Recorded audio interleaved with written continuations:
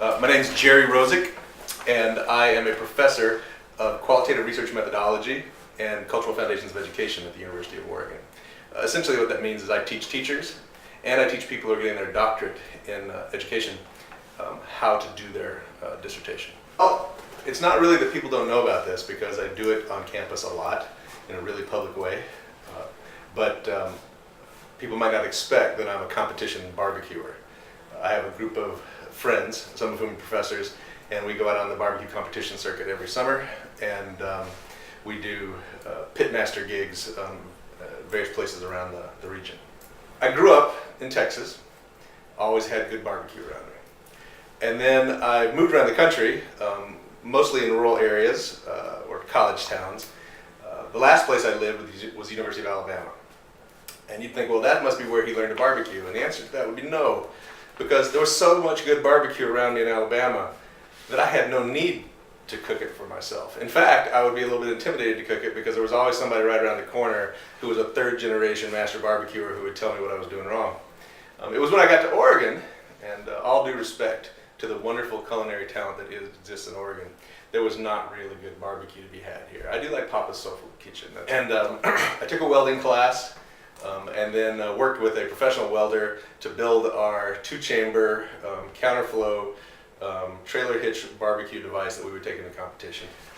We went to the Washington State Barbecue Championship and competed there, and we learned a lot, I guess I would say. We came in dead last at the Washington State Barbecue Championship.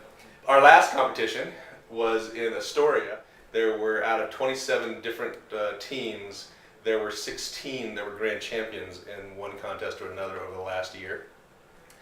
We came in 12th.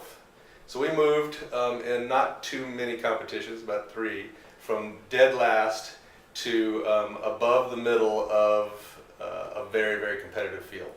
So we're looking to end up in the money sometime this summer.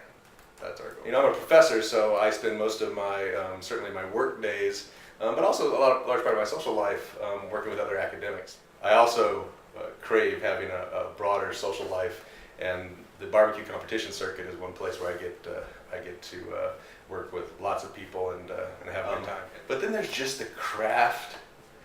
There's just the craft of taking a leather tough piece of meat like brisket or a pork butt, and then cooking it for 17 to 20 to 22 hours at a very low temperature and paying attention to it. And when you're done, it is the most delicious thing that you could possibly put on your plate. One of my barbecue team colleagues, Dr. Ron Baguetto, had tried to homebrew before when he was an undergraduate. It hadn't gone so well. And so he said, I'll be on your barbecue team, but we have to try and homebrew together as well. And I said, why would we try to homebrew in the Pacific Northwest? There's so much good microbrew beer here. That's ridiculous. That's like me learning to barbecue in Alabama. There's good barbecue there. Why should I do it myself? Barbecue. There's good. Brewing definitely involves a lot of gear. You can get started with about $100 outlay with basic plastic buckets and equipment. But we eventually built a 9-foot tall brew tree, which has 15-gallon kegs, 3 15-gallon kegs staged so that they can flow, they have a gravity flow between them. One is for boiling water, one is for doing what's called the mash of the beer, which turns the starches into alcohol, and then the last is for the boiling, where you put the hops. So if we're going to do barbecue for 17 hours, you got nothing to do but sit there and maybe stoke the fire every once in a while and talk. And so we'll roll out the brew devices and we'll brew while we're watching the barbecue, and then it takes about 3 weeks to a month for the beer to be ready, and so then that beer is ready for our next barbecue. So my barbecuing and my beer brewing relate to my work here at the University of Oregon because it's an intensely social activity. I don't brew beer because I like to drink beer. I brew beer because I like to hang out with people that I brew with, and I barbecue. Of course, I do like to eat the barbecue. And my barbecue team has 3 professors on it, sometimes 4 professors who work together. And so there's a lot of intellectual work, exchange of ideas, but in a friendly way, and then talking about our lives. So there's friendship, there's scholarship. So there's a way in which some of my most important collaborations have happened in these and around these hobbies that we take up together with some of my colleagues.